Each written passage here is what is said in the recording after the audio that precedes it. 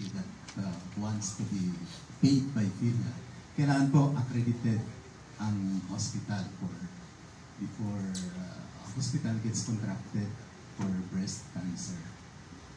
Yung accreditation requirement po natin ay napakadali. Kasi as long as licensed yung hospital, it's as good as almost automatic accredited na. Mag-apply lang siya for accreditation and pay a small accreditation fee.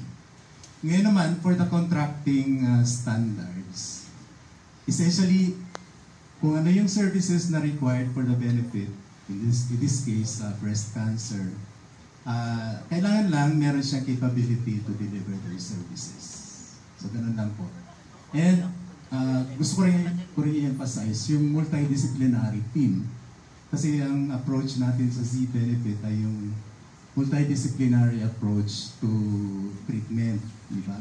Kasi sabi nga kanina ni Ma'am Merla, gusto natin ma-unburden yung pasyente kasi napaka-catastrophic magkaroon ng breast cancer. No?